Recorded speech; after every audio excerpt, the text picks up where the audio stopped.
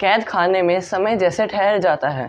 चांद के घटने, बढ़ने, गुम होने, पूरी तरह खिल उठने से ही समय का पता चलता है। मुझे सोचने का समय मिलता है।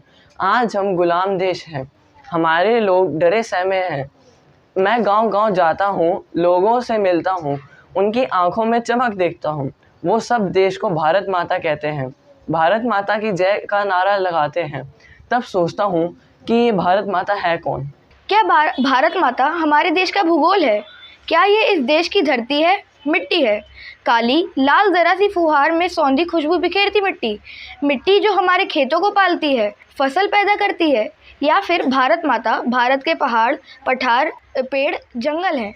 हरे भरे घने जंगलों से सजा सतपुड़ा, धरती का सबसे पुराना कठोर अटल पहाड़, उत्तर दक्षिण भारत के बीच खड़ा विंध्य, पश्चिम की घाटी पर फैली सह्याद्री श्रृंखला, क्या ये भारत माता है? क्या भारत माता भारत के धान, गेहूं, गन्ने के खेत हैं? भारत माता कहीं भारत की धरती पर बहने वाली नदियां तो नहीं?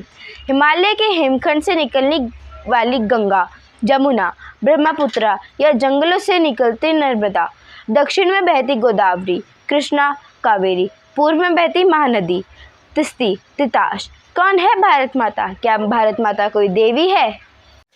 भारत माता ये सब तो ही है, लेकिन अगर नदियाँ होती मगर उसके किनारे बसने के लिए लोग नहीं होते, कोई नाव खेने वाले नहीं होता, तो कोई उनके घाट पर नहीं आता, तो उसके पानी में छलांग लगाने वाला नहीं होता, उसमें तैरती मछलियों को दाने डालने वाला नहीं होता, पेड़ की छांव तले बैठे वाला मुसाफिर नहीं होता, गौरैया कोयल की कुक सुनने वाली बच्ची नहीं होती, कोई उसके फल को तोड़ने के लिए नहीं चढ़ता, कोई नहीं होता जो बीज बोता, खेत सींचता। फिर क्या यह देश ऐसा होता? देश सांस लेता है, जी उठता है तो यह के लोगों से। भारत माता देश की मिट्टी, पहाड़, झील, झरने, खेत, खलिहान तो ही है। असल भारत माता भारत देश के लोग हैं।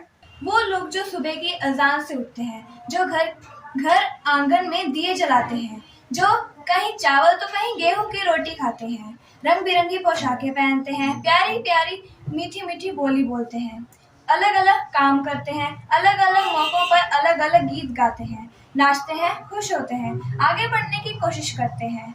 हम जब भारत माता की जय का नारा लगाते हैं, तब हम अपनी जय का नारा लगाते हैं। भारत के लोगों की जय, उनके विभिन्न पहनावे की जय, उनकी अलग अलग बोलियों की जय, उनके रीति रिवाजों की जय, उनके अलग अलग खान पान की जय, उनके अलग अलग विश्वासों की जय, उनके गान और नाच की जय, उनके पसीने और मेहनत की जय। भारत माता एक इंद्रधनुष की तरह है।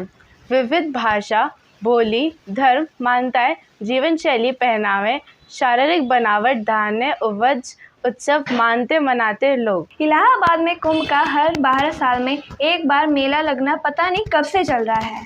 उत्तर हो या दक्षिण, पूर्व हो या पश्चिम, खेती के समय चक्र से जुड़े त्योहार सदियों से मनाए जा रहे हैं। संक्रांत जनवरी में फसल के पकने पर मनाई जाती है। असम में बिहू तो दक्षिण में पोंगल, पंजाब में लोहड़ी, एक ही उत्सव के विविध रूप हैं। देश के एक से दूसरे कोने में जाने पर सब कुछ बदल जाता है, फिर भी अपनापन महसूस होता है। हमारे देश का कोई भी हिंदू, मुस्लिम, सिख, ईसाई कहीं भी विदेश में जाए तो वह भारतीय ही कहलाया जाता है। भारत को खोजने का मतलब सिर्फ अतीत को कुरेदना नहीं है। भारत माता जीती जागती, निरंतर बहती विचार बोध की धारा है। हम कहाँ से आए, लोग यहाँ तक कैसे पहुँचे, यह शायद पूरी तरह पता नहीं, मगर हम सूखे नहीं, अपनी जड़ों से कटे नहीं, बहते जा रहे हैं। जैसे एक बड़ी नदी में कई छोटी छोटी नदियाँ आकर मिल जाती हैं, उन सब के मिलने से ही एक बड़ी नदी का जीवन है। वो ना हो तो ये बड़ी नदी दम तोड़ देगी। उन छोटी नदियों के सूखते ही बड़ी नदी खुद ब खुद सिकुड़ जाएगी।